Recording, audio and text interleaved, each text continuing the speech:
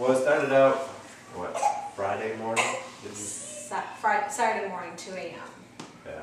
Was like my first, now looking back, it was my first contraction. I didn't know then that that's what it was. No, looking back, that was my first contraction, but I didn't know, but I should have, because I remember it vividly. It woke me out of sleep, and I literally rolled out of bed on my hands and knees on the floor and just breathed through it. And I was kind of like, oh, that was a little weird.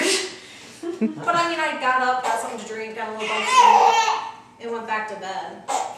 And then that morning, my mom was in town already. And I'm just going to tell the first part, and then he can tell the rest because I don't remember a lot of it. But so that morning, my mom and I went for a walk, and we were gone 2.5 hours.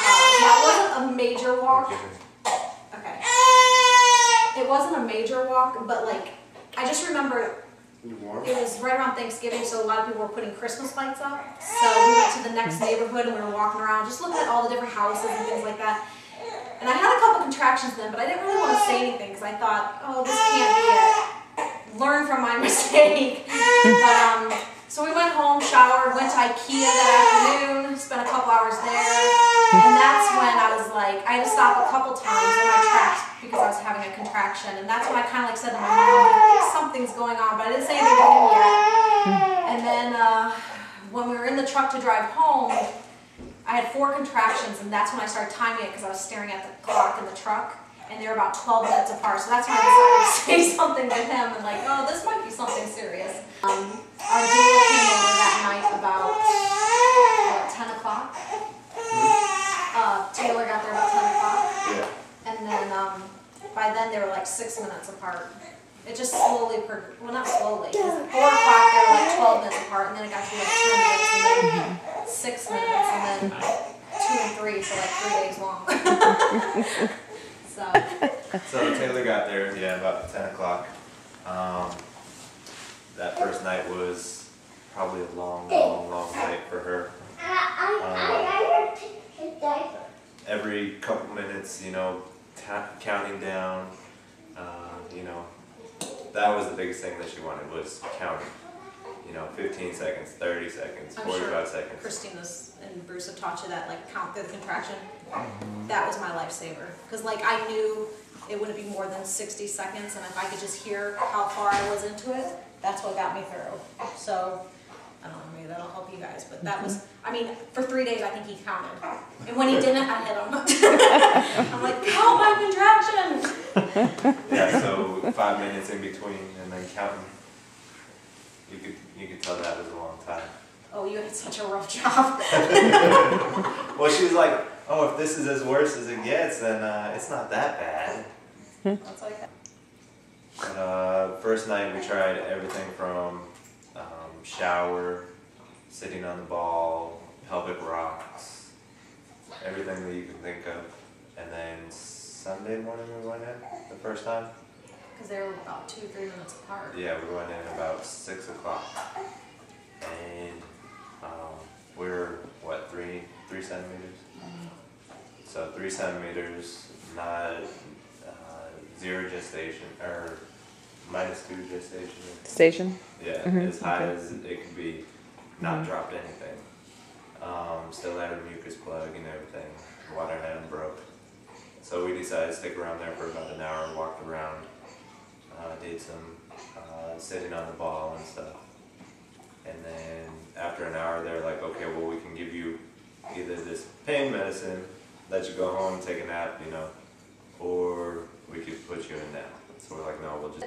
Or I could just go home and take Benadryl, which would help me kind of sleep, and it didn't even good. It did for about an hour. So everyone got about an hour nap. And then ate something, you know, had started it over again, you know, pelvic rocks, walking, not a lot of walking. She didn't like to walk, it hurt too much. So did a lot of pelvic rocks, ball, and shower. It was 2 or 3 in the morning. So you figure from on Monday, getting back Sunday, or yeah, Sunday morning at about 7, and then going back in at 2 o'clock that night, and with only like an hour sleep. So she was a champ though. She good. But you could tell she was tired. So we decided to do the gels. That was the first thing. Well, because you got back in what station or what dilation? Same. So still exact. 3. Yeah. Okay. So all that stuff, you know, just progressing through it. But we started with the gels, and then we had to break her water. So that was shortly after the gels, maybe like 2 hours or 3 hours after the gels. Broke the water, waited a little while. Yeah, we did break the water first because we tried that to see if that would help the baby come down. Yeah. That's right. Before doing it, yeah. So and then we waited like 3 hours, and then she was only at like 4 centimeters. Still, you know, as high as she could be. Just her hips weren't opening up at all. We decided to, or no, 7 o'clock. It was right at shift change. So we decided to do the epidural and Pitocin. And took a nap for about 5 hours. We all were out. Woke up and she still wasn't that far along. Well, she was about 5 centimeters, 6 centimeters. I was 6. Yeah, but still didn't The drop baby at all. didn't drop. The baby was still -2. So they said, okay, well, we can either wait or we can just get this over with. Chances are she's not going to drop, she's too big. So what was it? I think Janice also inserted something to, Oh, it was yes. on top of her head to like measure the strength of the contraction, to see how, like she could tell from the monitor how like far my contractions were. But it was something about internal to see if I was even contracting hard enough to push the baby out. And it wasn't. And that's kind of when she just felt that the baby was probably too big and was not going to come out. It was, she felt the reason why she was -2 was because her shoulders were hitting. And I just wasn't,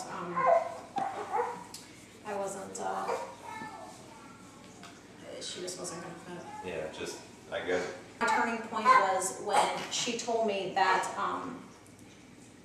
because looking back, like I thank God that Tinsley did so well during that whole time. Because that's a long time to be in labor and not to be stressed out for the baby.